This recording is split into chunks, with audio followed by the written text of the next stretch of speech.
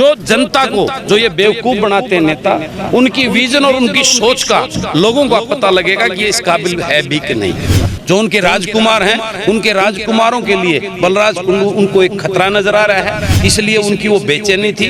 मेरा हल्का बहुत बढ़िया, बहुत मेरे से प्यार करते हैं मेरे लोग, और वो किसान के इस लड़ाई में मेरा पूरा हल्का एकजुट होकर पूरा लड़ाई लड़ने को तैयार है। पहले ये फैसला तो कर लो मैं किसका एजेंट हूँ। मैं इस जनता जनार्दन का, गरीब का, किसान का एजेंट हूँ।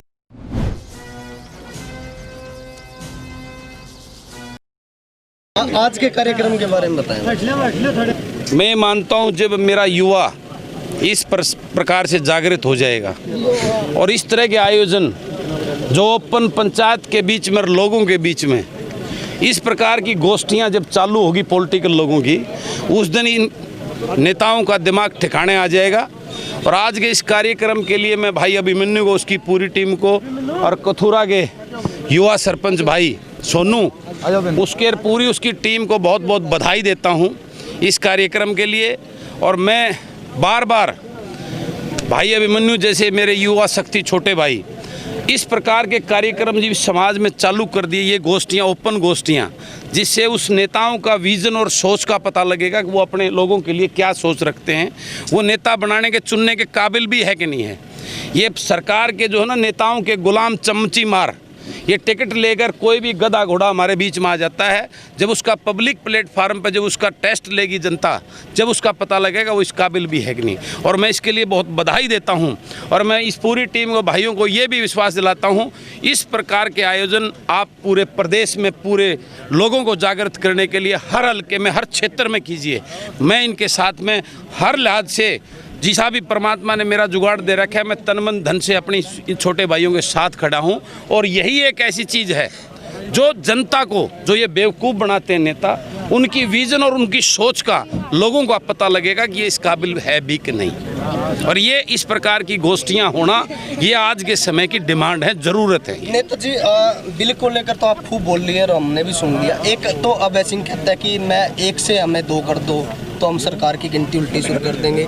वहीं बलराज कुंडू कहता है कि 1 से 2 कर दो, विधानसभा में कोई बिल नहीं पास होने दूंगा। क्या लगता है, 2 विधायक होने से कोई सरकार गिर सकती है या कोई फर्क पड़ सकता है? देखिए, जो बोल रहा है वो 50-50 भी रहे हैं कि नहीं रहे हैं। ठीक बात। तो इस बात पर मैं ना ज़्यादा ना जागे, ये प्रदेश के लोग सबका चेहरा अच्छी तरह जान और पहचान चुके हैं। और आने वाली जो ये मेरी युवा शक्ति है ना, ये इस बात का निर्णय करेगी कि आगे आने वाले समय में जो इनके वकील हैं, अभी तक तो लोग वहाँ राजा बन के जाते रहेंगे, आगे जो जाएंगे वो वकील जाएंगे, और वो वकील जाएंगे जो उनकी फीस इन जनता की दी हुई वोट होगी, और वो उसके लिए इनके विधानसभा के अंदर पंजों के तान खड़े होकर इनके हकों की लड़ाई लड़ेंगे।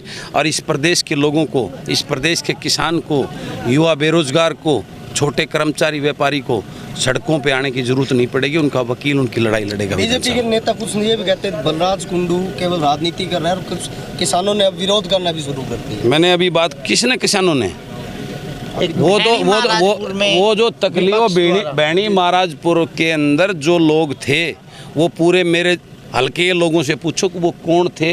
उनका उद्देश्य वहाँ पे हाथापाई करवा के उस माहौल को बदनाम करने का था, जिसको हमने नहीं होने दिया।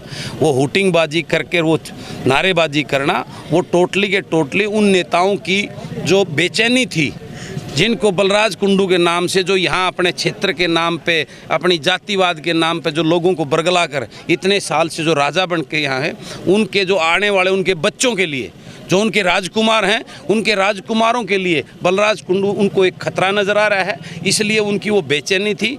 मेरा हल्का बहुत बढ़िया, बहुत मेरे से प्यार करते हैं मेरे लोग, और वो किसान के इस लड़ाई में मेरा पूरा हल्का एकजुट होकर पूरा लड़ाई लड़ने को तैयार है। और उसी के लिए 2 अक्टूबर को मैं अपने पूरे हल्के के अपने लोगों के साथ में उस चबूतरे के, ऐतिहासिक चबूतरा जो महम चौबीसी का, उस पर मैं अनशन पर बैठ के इस लड़ाई को आज वहाँ से नई दिशा देने के लिए कर रहे हैं हम।